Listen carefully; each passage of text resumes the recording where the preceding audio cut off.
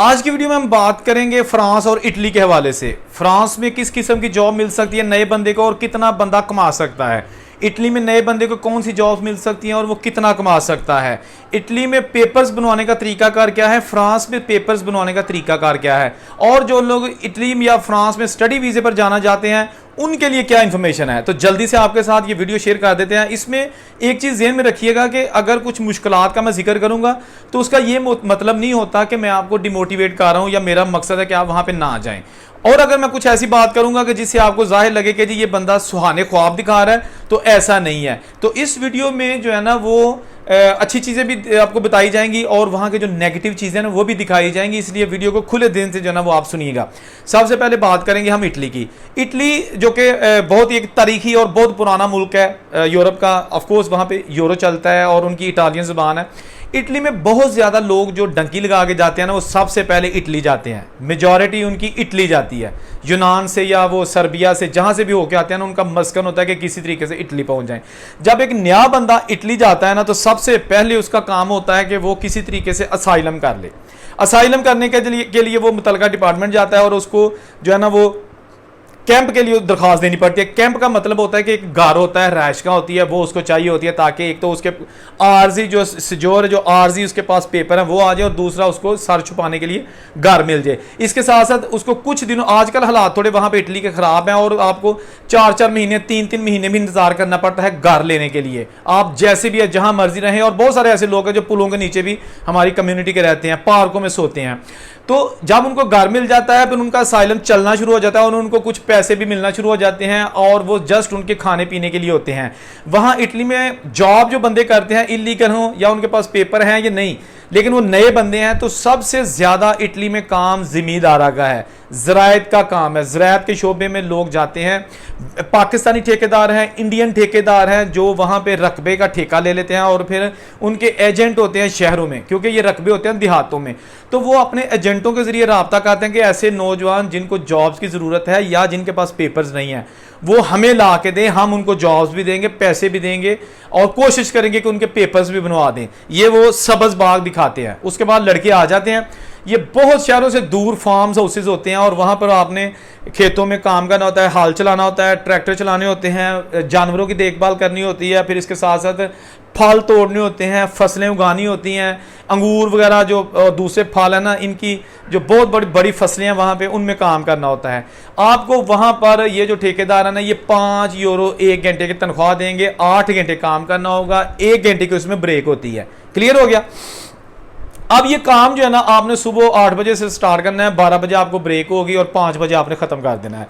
बहुत सारे ऐसे लोग हैं जिनको रहाइश वहाँ दी जाती है। उन्हीं जो शेड होते हैं, ये जो वहाँ पे क्या कहते हैं, ये जो फार्म हाउस हैं वहाँ पे जो उनके टारे शारे कह लो पंजाबी च, यानी कि जो उनके एक्स्ट्रा रूम्स होते हैं, स्टोरेज होते हैं, वहाँ ही लोग सो जाते हैं, खाया पिया सुबह उठे काम पे चले गए।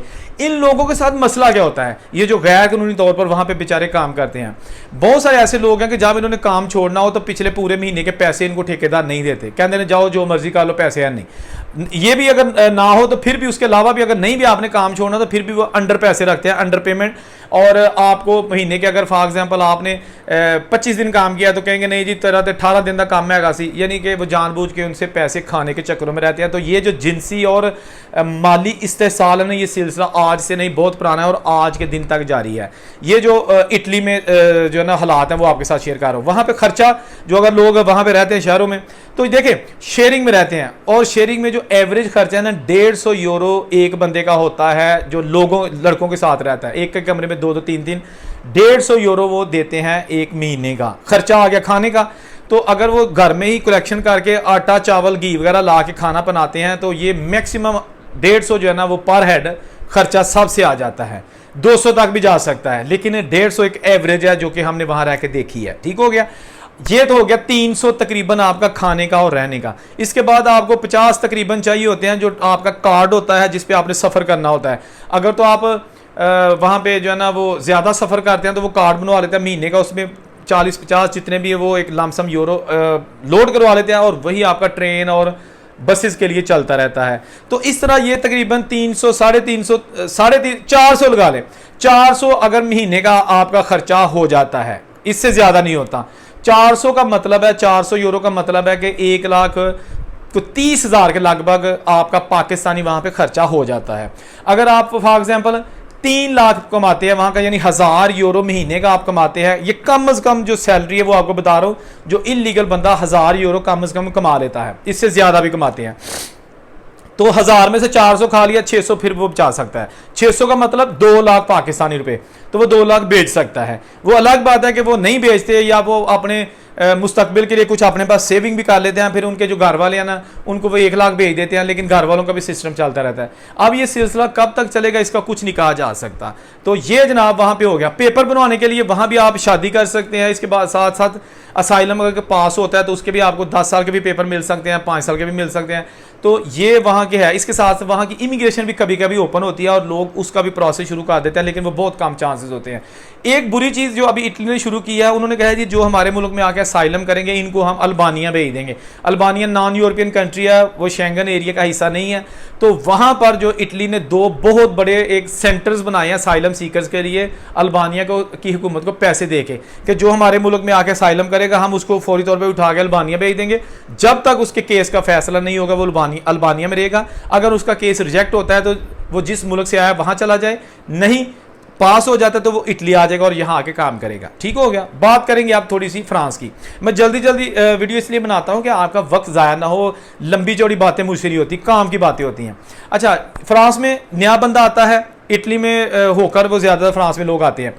फ्रांस में आने के बाद सबसे पहले जो काम होता है लोग असाइलम करते हैं। असाइलम का वही तरीका होता है कि आप उनके ऑफिस में चले जाएं, हर शहर में ऑफिस होता है। किसी से पूछ लें कि यहाँ पे जो स्पादा का ऑफिस है, ये जो असाइलम वाले हैं, तो वो आपको जो आपके सीनियर लड़के वहाँ पे ऑलरेडी देसी कम्युनिटी के होते हैं उनको पता होता है, वो आपको गाइड कर देंगे, वो आपको भेज देंगे। वहाँ जाकर उन्हें बताएं जी मैं असाइलम सीकर असाइलम अप्लाई करना चाहता हूँ। वो फर्दर आपका तस्वीरें बना लेंगे, आपके फिंगर ले लेंगे और साथ ही जो है ना वो आपको फिंगर नहीं फिंगर दूसरे प्रोसेस में लेंगे। तो वो आपके ना तस्वीरें बना लेंगे, आपके जो बेसिक इन्फॉर्मेशन है वो लेके ना तो आपको डेट दे देंगे जी आपने डेट को प्रोफेक्चर चले जाना है।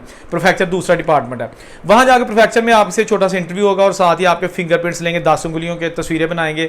और ओफी का नुमाइंदा होगा, ओफी का नुमाइंदा, ओफी जो वो भी इमिग्रेशन का एक डिपार्टमेंट है, तो वो आपसे इंटरव्यू करेंगे उसी दिन और पूछेंगे घर चाहिए कि नहीं। अगर आपको चाहिए घर तो आप कहेंगे बिल्कुल चाहिए, वो आपको घर दे देंगे उसी वक्त, नहीं जब भी उनको मतलब 15 दिन में, महीने में या उसी दिन भी दे सकते हैं। उसके बाद वो आपसे पूछेंगे आपको कोई बीमारी तो नहीं है कि जिसका आपको फौरी इलाज कराना है। अगर है तो बता दें, नहीं तो कहें जी फिलहाल मुझे कोई बीमारी नहीं, मैं ठीक हूँ। ये 5-6 चीज़ें वो तर्जमे वाला फ़ोन पे ऑलरेडी होगा, उसके ज़रिए आपसे पूछ लेंगे।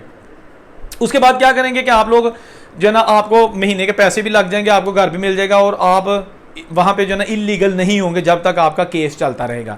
इस दौरान लोग काम भी कर लेते हैं। अच्छा, काम क्या करते हैं फ्रांस में? इटली में तो या रेस्टोरेंट में काम करेंगे या ज़्यादातर जो है ना वो जिम्मेदारा का करेंगे। फ्रांस में जिम्मेदारा नहीं है। यहाँ पे रेस्टोरेंट का काम भी थोड़ा कम है जो इलीगल बंदे हैं, लेकिन मिल जाता है। बहरहाल ज़्यादा काम है बिल्डिंग लाइन का, रंग करना कमरों को, ठीक है ना। ये भी पाकिस्तानी बहुत ज़्यादा हमारे जो माशाल्लाह ठेकेदार हैं ना, पाकिस्तानी नौजवान, वो छाए हुए हैं। ये डायरेक्ट उनको ठेके नहीं मिलते, ठेके गोरे को मिलता है, गोरा फिर आगे सब ठेकेदार को दे देता है। बट जो ठेका होता है सब ठेकेदार फिर पाकिस्तानी को दे देता है। इस तरह जो असल ठेकेदार है वो कोई और होता है, लेकिन ये सब कॉन्ट्रैक्टर्स होते हैं। और फिर जो पाकिस्तानी इंडियन ठेकेदार होते हैं, ये पाकिस्तानी इंडियन और अफगानी इन लोगों को जॉब्स दे देते हैं। जॉब्स क्या देते हैं कि जी आपने फर्श डालना है, खा वो पत्थर लगाना हो या आपने कारपेट डालना हो, ये पूरा इसका प्रोसेस होता है। सोल का काम, या पार के लगाने हो लकड़ी के, या रंग करना हो, या बिजली का काम है, या प्लम्बरिंग का काम है। तो बिल्डिंग लाइन में जो है ना वो हमारे जो नए लड़के जाते हैं उनको काम मिल जाता है, आसानी से मिल जाता है। होता मुश्किल काम है, लेकिन उसमें आपको मिलेंगे 40 यूरो एक दिन के। कुछ अच्छे लोग होंगे वो 45 यूरो भी एक दिन के दे देंगे। 40 या 45 से आपकी दिहाड़ी स्टार्ट हो जाएगी। आपने भी वही 8 घंटे काम करना है, 1 घंटा ब्रेक होगी। 8 से 12 बजे तक काम, 1 बजे तक ब्रेक होगी 1 घंटे की खाने पीने की, और फिर 5 बजे तक काम।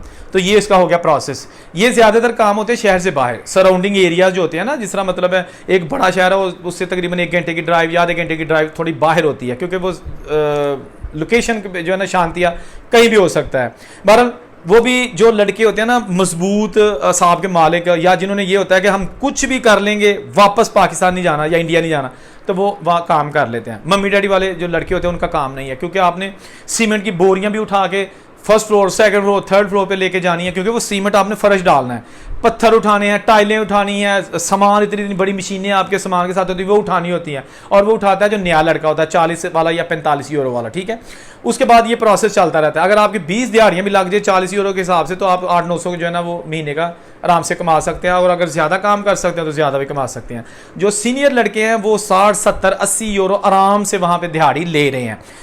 यहाँ पे पेपर लेने का तरीका भी यही है कि शादी कर लें, उसके बाद असाइलम करते हैं, वो पास भी हो जाता है लोगों का, आपको 10 साल का कार्ड मिल जाता है, या फिर वहाँ पे आप जो है ना वो 16 साल से, अगर 18 साल से कम उम्र है तो आप स्कूल में दाखिल हो सकते हैं। आप असाइलम मत कीजिएगा, स्कूल है वहाँ का, खोइए उसमें जाकर दाखिल हो जाए।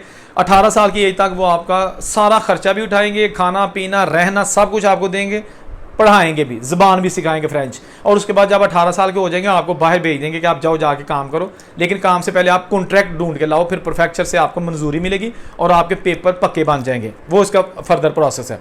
तो बहुत सारे ऐसे लोग हैं जिन्होंने गोरियों से शादी की हुई है फ्रांस में और उनके पेपर्स बन चुके हैं या उनके पेपर अभी प्रोसेस में है, ठीक है जनाब। और इसके साथ साथ वहाँ पे खर्चे की बात करें तो आपको 200 यूरो जो है ना वो शेयरिंग में आता है। बहुत कम लोग हैं जो 150 भी उनका होता है शेयरिंग में, घर का खर्चा अकेले बंदे का। और जो शेयरिंग में बाकी जो ज़्यादा जो रेट है ना शहरों में, बड़े शहरों में, वो 200 यूरो एक बंदे का एक महीने का। खाने पीने का भी तकरीबन 150 से 200 यूरो आपको जो है ना वो लग जाता है। बाकी आपका जो ट्रैवल थोड़ा बहुत है आने जाने का, तो यहाँ भी वही हिसाब है कि अगर 1000 यूरो आप कमाते हैं तो आप 400-450 जो ना वो खर्च कर लेते हैं, तो कम से कम 500 तो आप बचा ही लेते हैं। ये नए बंदे की बात कर रहा हूँ, जो पुराने बंदे हैं वो ज़्यादा कमा लेते हैं। अच्छा, यहाँ पे एक चीज़ ये भी मैं ऐड कर दूँ कि फ्रांस में आपको जब असाइलम करते हैं तो आपको काम करने की कानूनी इजाज़त नहीं होती, क्योंकि गवर्नमेंट आपको 200 अगर घर दे रही है तो 225 यूरो महीने के भी देगी, घर नहीं दे रही तो 425 यूरो महीने के आपको घर बैठे मिलेंगे। आपका ट्रैवल का जो कार्ड है, पूरे उस सिटी में ट्रैवल करना है आपने, वो फ्री होगा। बस है, फेरी है, चेयर लिफ्ट है, कुछ भी है, ट्रेन है, तो वो जिस शहर में आप रह रहे हैं वो भी फ्री होगा जब तक आपके केस का फैसला नहीं होता। जो फैमिलीज़ रहती हैं उनका खर्चा ज़्यादा हो जाता है, क्योंकि उनके पास जो है ना बच्चे होते हैं। फैमिलीज़ भी बहुत सारे ज़्यादा पाकिस्तानी हैं जो इस वक्त स्ट्रगलिंग फेस में मौजूद हैं फ्रांस में। तो पुर्तगाल एक ऐसा कंट्री था, फ्रांस और स्पेन है, फ्रांस के साथ स्पेन है और उसके साथ पुर्तगाल है। वहाँ पे जो इलीगल लोग जाके ना पेपर बनवा लेते थे और फिर वो पाकिस्तान आने जाने के लिए पुर्तगाल को इस्तेमाल करते थे।